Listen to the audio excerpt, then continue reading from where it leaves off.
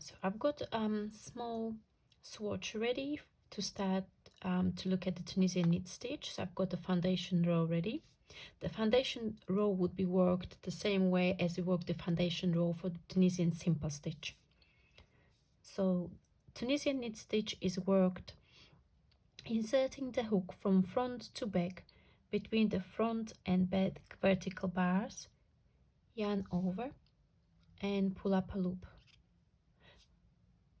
When we pull up a loop, try to work the loop slightly looser, because Tunisian knit stitch tend to have a very strong curl, especially if you are pulling on your yarn, and don't pull the hook slightly above the row.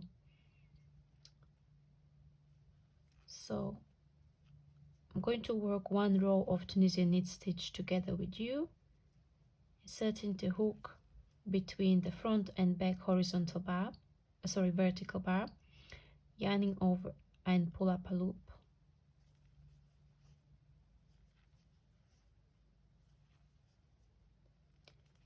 And then we work the end stitch. Again, Tunisian knit stitch has got a standard return pass for the basic version of the stitch and also for the modifications.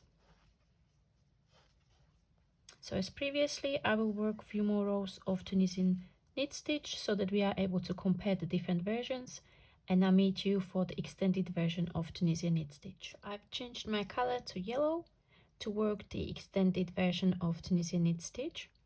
So again, we need to chain one, and then we work Tunisian knit stitch as per the basic version and chain one.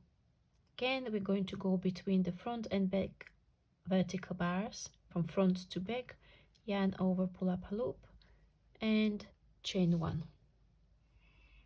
We will repeat this all the way to the end of the row.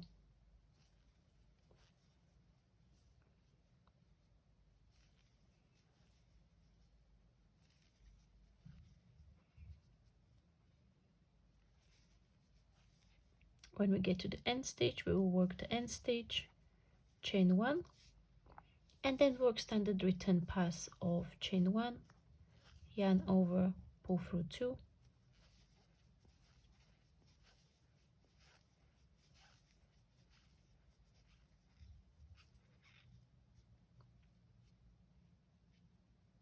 so this is how you work Tunisian knit, extended Tunisian knit stitch. Again, I will work a few more rows, meet you back for the locked Tunisian knit stitch. Welcome back. So I've got a few more rows of extended Tunisian knit stitch. So you can see the normal or the standard version, the basic version of the Tunisian knit stitch is a lot denser, a lot tighter, and it curls quite a bit, while the extended stitches are more lacy and they don't seem to curl at all. So now let's start with the locked Tunisian knit stitch. So we are going to go, the first step is we are going to go again into the stitch as for Tunisian knit stitch, but instead of going from front to back between the front and back vertical bars, we are going to go under the front and back of the horizontal bars as well, like so. Yarn over and pull up a loop. So it might get a little bit complicated, so I'm going to employ my trusty scissors and show you what I mean. So on the horizontal bar, or the chain that you make when you go back on your return pass, has got 3 loops. So this is the front this is the front horizontal bar, this is the back horizontal bar, and then there is another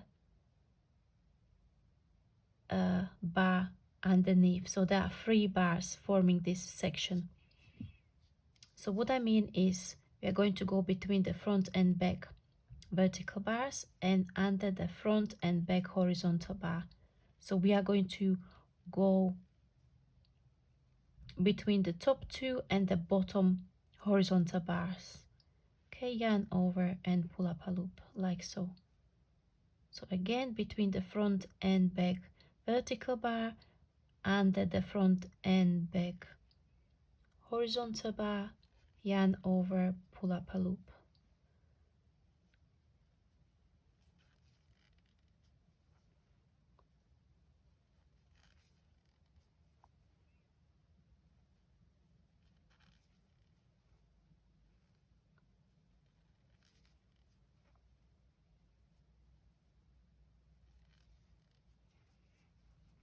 And we work the standard or the normal end stitch and standard return pass.